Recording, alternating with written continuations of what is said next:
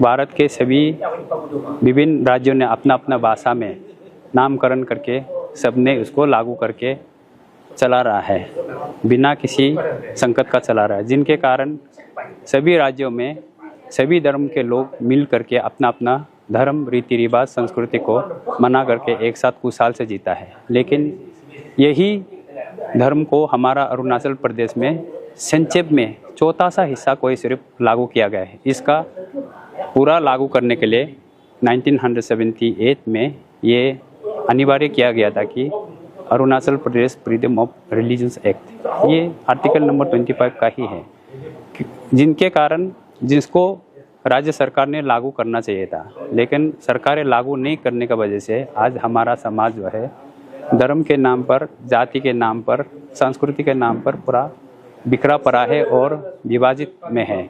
और जिनका जो उपयोग बार बार पर अपना सरकार का अंदर का अपना सहमति, असहमति, मसाला, मिर्च मसाला और आपसी रंजिश को पूर्ण करने के लिए हमारा समय समय पर हमारा जो है इनोसेंट जो लीडर्स है, जैसे कि क्रिश्चियन का जो लीडर है, एसीएफ का जो लीडर है, वो हमारा तेची जेम्स ताराजी, वो हमारा सबसे एक इनोसेंट बोला वाला एक बिजनेसमैन है, सीधा साधा है।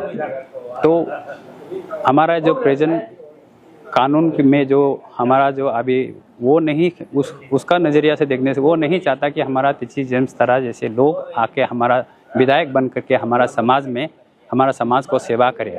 तो इनको हटाने के लिए, पावर मैकेनिज्म से दूर रखने के लिए सबसे पहले उनका सामाजिक इमेज को खराब कर रहा है, क्योंकि ये जो अपराध जो है लागू करने का काम हमारा किसी संगठन का नहीं है, ना ही क्रिश्चियन का है, ना ही हमारा हिंदू का है, ना ही बौद्ध का है, ना ही जैन का, ना ही इस्लाम का है। ये जो फ्रीडम ऑफ रिलीजियस एक्ट सभी धर्मों के लिए है, ये किसी के लिए हानिकारक नहीं है, किसी को फेवरिज्म करके नहीं है। लेकिन इसको लागू करने के बजाय सरकार हमारा जो लीडर्स को, इनोसेंट लोगों को बरखा करके बुला करके आपसी झगड़ा में आपसी रंजिश को संतुष्ट करने के लिए उपयोग कर रहा है, हमको ऐसा लगता है। और ये आज नहीं तो कल ये लागू हो ही जाएगा। और हमारा सरकार से ये एक सीधा सवाल है, क्या हमारा सुशासित बीजेपी सरकार जो सेंटर में डबल इंजन में है और अपना राज्य में भी है, जो पेमा खांडू जी का नेतृत्व में बहुत अच्छे से चल रहा है, हमारा उनसे सीधा सवाल है, क्या देश और समाज के लिए जो अनिवार्य कानून है उसको बनाने का काम सरकार का नहीं है क्या? सरकार का जिम्मेदारी नहीं है क्या? क्या वो हमारे आम आदमी का है क्या? और हमारे आम जनता लोगों को अगर ऐसे कानून बनाने का जिम्मेदारी सौंप दिया जाता है तो सरकार का क्या मतलब है?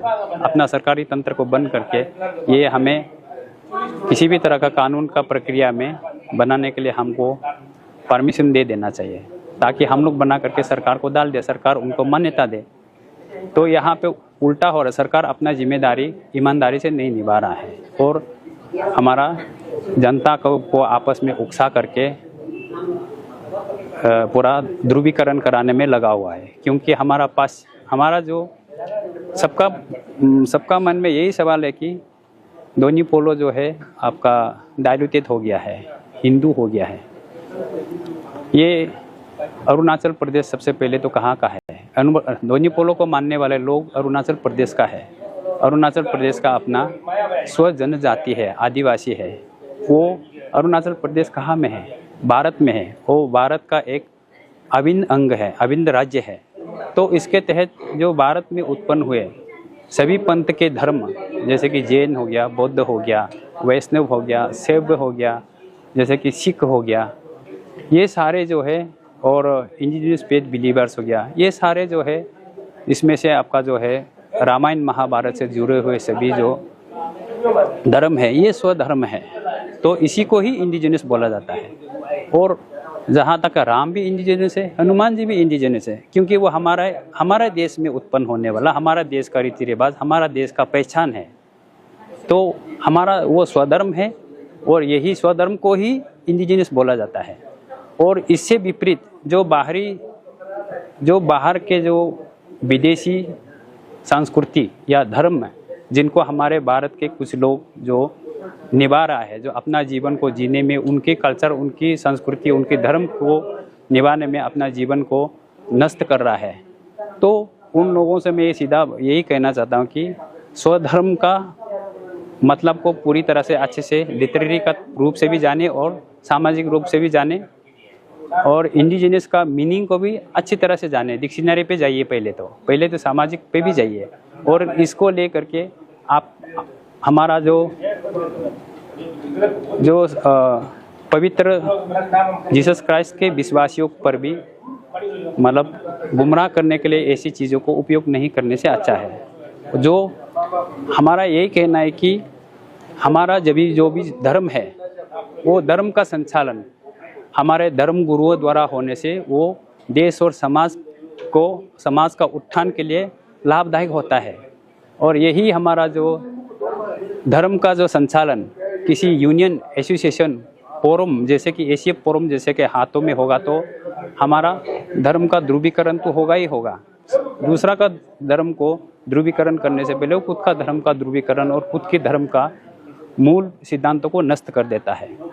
तो हमें किसी भी धर्म के अनुयायियों से हमें कोई आपत्ति नहीं है, और हमारे सही मायने में देखा जाए तो सभी अपने अपने धर्म के अनुयायियों को ये आज सोचना पड़ेगा, विचार करना पड़ेगा कि धर्म का संचार बाइबल के द्वारा क्रिश्चियन धर्म के संचार बाइबल के अनुसार बाइबल धर्म गुरुओं के हाथ में होना चाहिए, या यूनियन के हाथ में होना चाहिए, या एसीएफ जैसे फोरम के हाथ में होना चाहिए। और इस चीज़ को मानते हुए ये जो अपरा एक्ट जो है, ये कानून सभी धर्मों के लिए है, ये किसी धर्म को हानि पहुंचाने के लिए नहीं है या किसी धर्म को नुकसान पहुंचाने के लिए नहीं है। ये अपना संस्कृति को, स्वधर्म संस्कृति और रीति रिवाज को संरक्षण के लिए है। Thank you.